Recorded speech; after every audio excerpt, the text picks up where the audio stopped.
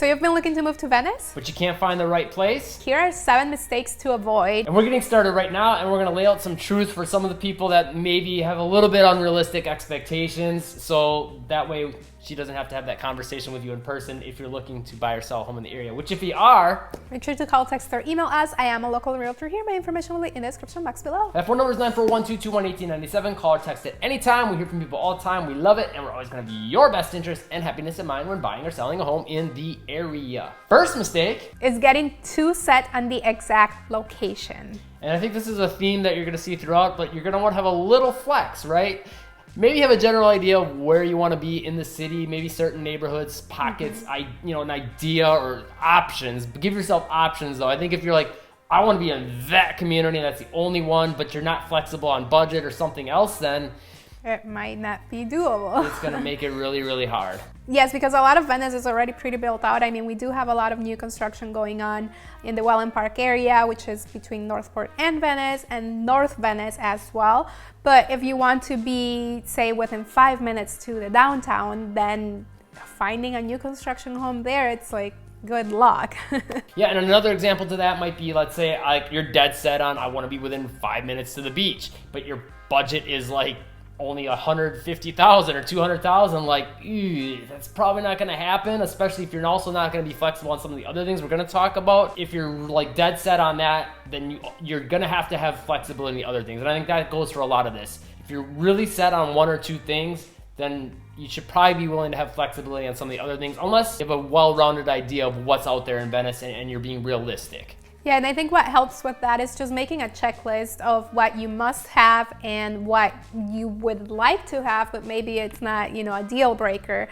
And that way, when it comes time to finding a home or looking at homes, like you'll have a clear understanding and a clear idea of, okay, I need this. Like, I'm not gonna buy a home unless I have this. Or I can maybe give up and, or play around with the size of the home. Yeah, example, with us, we had certain things that we really wanted, and it was like pretty much all the 7 things we're gonna talk about in this video, and like, no, I need this, and I also need this, and I need, and what happens is little by little, like, okay, well, which of these 1 or 2, maybe 3, maybe 4 things can we have a little flex on? And that's how you ultimately get to the place you wanna be, which is the city of Venice. I mean, for us, that was the biggest thing, I think, is we just wanted to get here, and we were gonna figure out how to do it and where we could have flex. Another mistake to avoid is to get too set on the style of home that you want or that you think you want. Right, and that's a big one. I think when you're moving to Florida, you're coming here for a very different lifestyle, right? So you might be used to, let's say you're living in the Midwest in the country and you have a big yard, and now you're like, okay, I gotta have a freestanding home with a big yard and this and that. But you got to keep in mind when you're coming down to Florida, you're probably looking to get out and about and do more things not really right by your house. Maybe you are, and that's one of your things that you're not willing to flex on. But I think having at least an open mind to the idea of, let's say, a condo for like whatever your budget is might make it more doable. And you're also going to want to keep in mind when you come to Florida, you're not going to need as much stuff. So you're not going to need that freestanding home necessarily with a big garage. And some condos do get a garage unit. But you're not going to necessarily need all that extra space to store stuff and a snow blower and, big closets with jackets and an attic that you stuff all your Christmas stuff. Yeah, a basement that you stuff all the boxes that you never even need. All the things that you never even need. And there's other options too for like, condo's just too small. I don't want to feel like I'm living in like an apartment. Then maybe like a side-by-side villa or a townhome or something like that is something you could consider. So you have more of your own dedicated space and you can feel that way. Or even like a small freestanding home, but it's going to be smaller depending on budget. But Venice is pretty built out and we don't have big backyards. Some homes you might get lucky and have, a big decent backyard, but most homes I would say you're pretty close to each other. So that's another thing to consider as well. Yeah, I think the biggest thing with this is to just, be open to like a lot of people when they first hear like condo or townhomes, like immediately no. And they don't even want to like consider it or think about it and reject that idea. I think, again, you're coming to Florida for a little bit different lifestyle, different, a different start on things, a different perspective. Maybe bring a little of that new perspective to kind of what kind of home options you're willing to consider. And I know for us, when we came down, like we first moved to Orlando and got a condo, and that was new and different for us. And we were like, will this work out for us? And we actually liked a lot of it because of the low maintenance side of it. Like, you just maintain everything inside your house, but if something goes on with the roof, the gutters, the landscaping, someone else handles all that. And it's just nice to kind of have all that time and headspace free, that you're not constantly worrying about that, whereas like now we have a house and those are little things I always have to think about. So, I think if you're looking to move down to the area, maybe consider that, okay, I don't want to maybe do a condo or a townhome. Think about it a little more and think about how much time and energy it's going to save you not having that maintenance to worry about. Yeah, especially after we had a hurricane, we were busy like cleaning up the outside, just cleaning up, and now getting people to come and fix the exterior of where we had damage. But think about it, like a lot of people had a lot of damage, so these small businesses are busy, like they're swamped, and some of them can't even get to you for months. So just think about that. If you're in a condo, the association handles all of that for you. But if you're a homeowner in a free single standing home, now you have to make all those calls and be on the phone constantly with people trying to get someone to even show up. Get multiple quotes. And and a lot of businesses are like, I'm sorry, we can't get to you, so we're not even taking new clients at this moment. So businesses start turning people away. and that's like a once-time thing. But like when you got your own house too, then you got your lawn maintenance, taking care of the weeds, the landscape. Like there's just a lot of little things that start to add up. So again, think about that. If you want to come down to like kind of have your relaxing lifestyle, a condo or a townhome could maybe help with making it even more relaxing. Another thing that we did too is getting creative with the space that you do have, because a lot of times you're like, no, I need a 4-bedroom home, dedicated office space. Like you start thinking about all the room that you need, and maybe you can't find anything because a lot of our homes here in Venice are either a 3-bed, 2-bath, maybe with a den, or just 3-bed, 2-bath, 1,500 square feet to roughly 1,800 square feet. So and there's a lot of 2-bed places too. Yes. So you do have to get creative with the spaces you do have.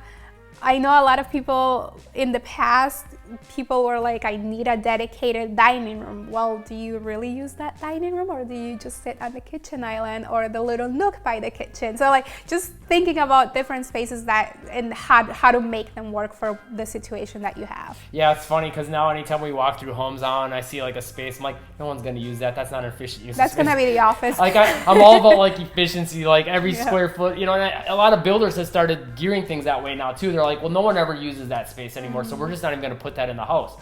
And they've gotten really good about making sure every square inch of that house is super usable. Again, something to think about though, maybe you can double up if you have a really big master bedroom and you can maybe, your office is literally just a computer. Maybe you could set that up in the corner, things like that. Or maybe you think you need this extra big storage area. Well, maybe you get rid of some stuff that you never use, and the little bit of stuff you do need, you can probably fit in by like the laundry room, the garage, other miscellaneous places throughout the house. Another mistake is not having a little flex on your budget. A lot of people are set into, this is my max budget, which is great. I think it's great if that's what you can afford, that's what you can afford. But if you want to make it happen, a lot of times we have to do things that we don't want to do, or maybe it's gonna take a little more effort to do. But if you do want to make it happen and you don't have flexibility because of your income, then maybe finding a part-time job could be an option, or just keeping your budget but lowering your expectations. Yeah, exactly. I think if you're not willing to be flexible on the price, and you got to be flexible, a little more flexible on the home if you want it to make it happen. I want to point a couple things out too, so a lot of people are like, okay, she's a realtor. Of course she's going to say you should increase your budget. First and foremost, we always just want someone to be happy. We want them, if it's been a dream to live here, like to make that happen, number one. Number two, let's say she says, if we could just get your budget up 20 grand more, that would maybe get you in a home. It would be more realistic, it'd be more doable, or to get the home that you want. Maybe it's the difference between getting a home in Venice, period, or not, or just getting a nicer home that fits more your criteria. That extra 20 grand is, like, for us, it's about making you happy and getting you what you want, or getting your dream to come true. The 20 grand on her paycheck is really not gonna make or break our difference in our lives. Like, we're not doing this for money. I mean, obviously, it's an income, but it's like that extra little money. Like, we'd rather you be happy, say, wow, Heydy was a great realtor, and now you can go tell 10 friends and she can help them. Mm-hmm. It's ultimately about that, about getting you into the place that fits your needs. And will make you happy at the end of the day. Because at the end of the day, if you're not happy with the home I helped you purchase, I'm gonna feel like horrible. Yeah. And like you've seen it. I take it personally, and I'm not as involved in the process. And I've seen like her, like she really like it affects her on an emotional level. So like, because we love like when we meet people, you like, I've been watching your videos, this is so great, right? And then we meet you in person, it's exciting for us, and we like feel like it's so cool that you've been watching and connecting with us. So when we get to meet you in person, it's a big deal for us too. I think another big mistake when looking to move here is comparing it to where you're from. Because okay, first of all, unless you're living in Florida, Venice, or maybe California, Venice is not really going to be comparable to just about anywhere else in the United States. You're not going to get the same beach feel, the beach city, the palm trees, the types of people, the low crime, the good schools. Like there's so many things that make Venice amazing and a unique area, right? So if you're comparing the home that you expect to get, like what it should look like, the size of it, and the price to, let's say, like somewhere, a small town in the Midwest, New York City, like you name the area, you're comparing apples to oranges, and to now go ahead and compare the prices just doesn't really make sense. Because small town in the Midwest, if you expect to get the same size, newness, that's a word, and everything else of a home there to here at the same price, you're not getting the beach up there. You're not getting, you're getting snow. Yeah, there's just all these things that are different that you can't really make that comparison. So if you expect, okay, this is what up here, $300,000 should get me, you can't expect that to get you the same type of home and all that for $300,000 here. And the demand too in the Midwest is not, I mean, maybe some people do want to retire to the Midwest because they like the snow, and which is weird. Yeah. Maybe, there are some people that do, but the majority of people want to retire in Florida.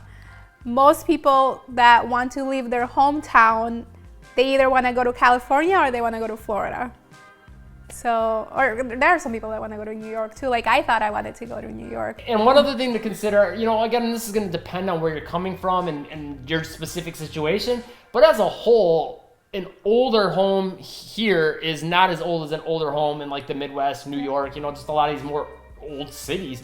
Venice is definitely an old city as well, but a lot of the homes that are here are new-ish. You're talking like homes that are built in maybe the 80s and up. A lot of them, I would say 90s and up. So you're going to get a newer overall home, newer building code, newer, better materials in general. Just depends. But yeah, those are some other things to consider. Again, it's not going to be an apples to apples comparison because of that.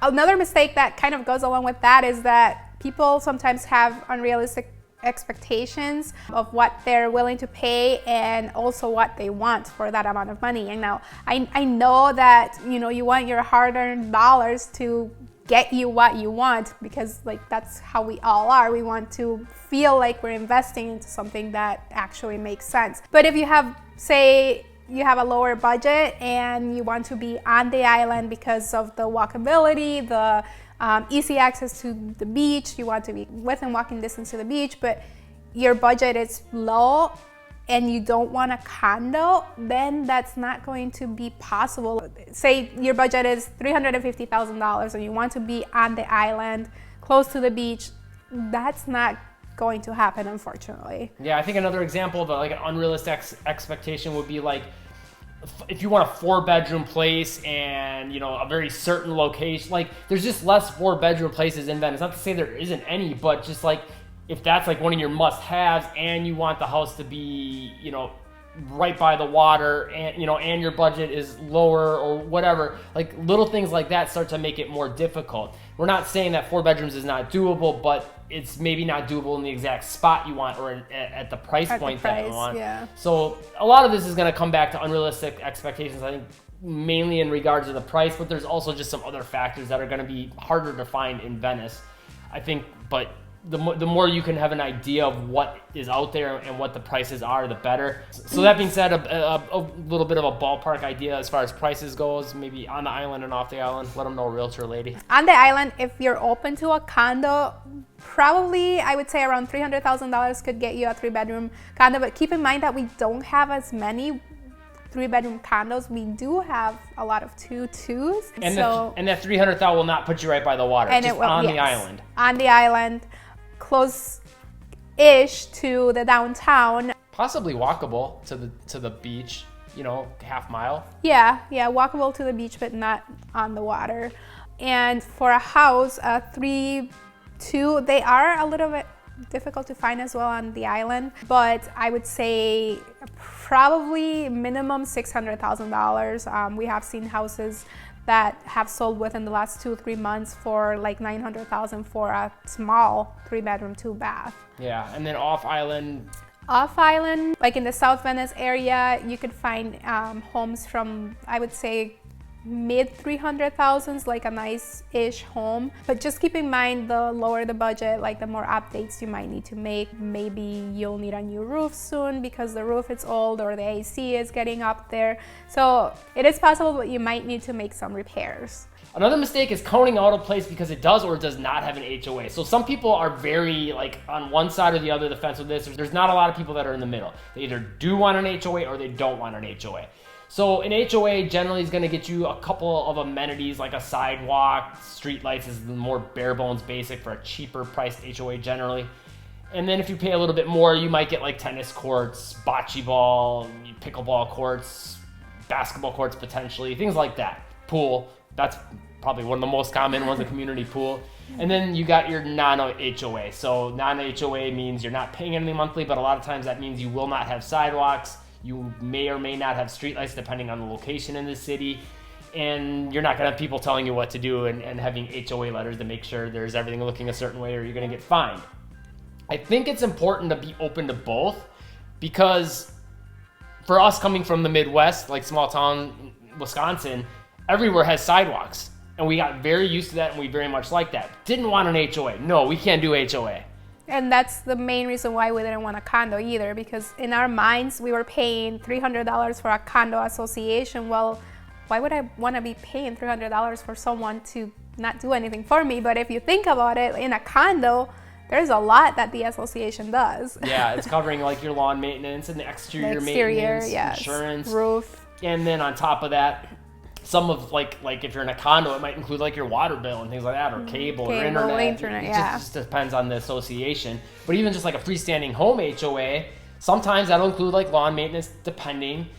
Sometimes it's going to include other little things, but a lot of it's going to be kind of like those amenities and stuff. So now some people are like, I've got to have a tennis court in my community because I want to be able to play tennis with people. Here's the thing. I definitely see the appeal to that. Like you could just get up in the morning and walk to that tennis court. But there's some amazing games going during the winter down at the downtown court. Pine Brook Park has a lot of tennis games going there. So that's a great like go-to spot. You can socialize, you can meet people, you can get out of the house. So I think for some people that are like, it has to be in my community, maybe be willing to be a little open to some of these different options. And then if you're on the other end of the spectrum where you're like, no, I don't want to be in an HOA because I don't ever want to have the letters and this and that. Again, like kind of like with us, like we wanted sidewalks. Mm-hmm. Sometimes you're going to have to pay an HOA fee if you want to get some of those things. So be open to it. And there's some HOAs that are less restrictive and less expensive. Typically, the less expensive HOAs are less restrictive, so you're not going to be getting, letters unless you're doing something that absolutely like it's against rules or your neighbor maybe told on you or things like that. Then yeah, you will get those letters, and typically it'll be like a warning, giving you a warning to fix the situation, and if you don't fix it, we'll fine you kind of thing. But usually, as long as you fix that situation, it's fine. And for a lot of people, the appeal to the HOAs, other than the amenities and sidewalks, is that your home, that you have to take care of it, but so does your neighbor. When you don't have an HOA, you're free to do whatever you want. Your neighbor's also free to do whatever they want. So that's why the appeal comes a lot of times to either not wanting an HOA or to wanting one. Yeah, and also with that, I think one thing to mention is generally if everything has to look a certain way, the home values maintain a little bit better, and that's kind of one of the appeals. But again, some people just don't want people telling them what to do, period, and then hey, if you have to have that, then yeah, maybe the no HOA route is the way to go, or a really low priced one. Another really big mistake is wanting your place to be move-in ready without the budget for it. So we talked kind of size, location, how all those things matter, but some people like, I gotta have my place move-in ready, but they don't wanna pay for it. Again, with this, you're gonna have to have flex on one side or the other. You're either willing to tackle some projects or, upgrade the place as you go along living there, or be willing to pay the money to make it move-in ready. We can't give you a pretty definitive answer on what that price is gonna be because it's gonna depend on the size of the home, the location, all that kind of stuff, but I think it's just really important to have an open mind with that. Okay, maybe I don't need granite countertops right now, or okay, I need granite countertops right now, but I'm gonna increase my budget if that's what it takes to get that. Yeah, so just being realistic on your budget and also what you will get for that amount of money that you're willing to invest. Another way of looking at it could be, how much is my time worth? So if I buy a home that needs like a lot of little projects that I will have to do to make it work, like how much is your time worth? Would you rather maybe spend a little bit more and get the home that's completely or almost move-in ready, or would you rather, move to Florida and start making all those little projects and not enjoying the Gulf Coast or whatever in Florida that you're moving to, not enjoying those things right away because you're just so busy trying to get the home ready? And the other thing too is like, there's usually, even if you get the best home, move-in ready and you think there is no problems, there is usually something that will come up that maybe you didn't see, or things that you would need to make that home work for you. So just because you are getting a move-in ready home and it's meeting all of your criteria, things do happen and things do come up. Two other things kind of I think worth considering is, one, maybe you're a person that you like doing do-it-yourself projects, and that's you. Then maybe actively look for something that has a little bit more need for updating, but maybe you can get a little more square footage out of your money. And another thing to consider is maybe, okay, you want to get the place that's move-in ready. That's probably going to cost you a little bit more, right? So like the upgraded countertops, maybe that adds, I don't know, $5,000 to the price you're paying. Well, maybe you're not handy and you don't want to handle the project, but you're willing to pay someone for it. You can maybe get that project done less for that $5,000. It depends on how much countertop you're looking at or whatever the project may be. But the point is, maybe you can just pay for someone else to do it, and you can get some of that more move-in ready stuff, or having someone paint the house for you and not necessarily have to have that added to the home price that you're paying up front. With that being said, if you're looking to buy or sell a home in the Venice, Sarasota areas, make sure to call, text, or email us. I am a local realtor here. My information will be in the description box below. Phone number is 941-221-1897. Call or text at any time. We're always going to have your best interest and happiness in mind when moving to the area. We hear from people all the time, and we love it. If you found the video helpful, hit the like button, leave a comment with any other questions you have, subscribe and turn on all notifications, and live breezy.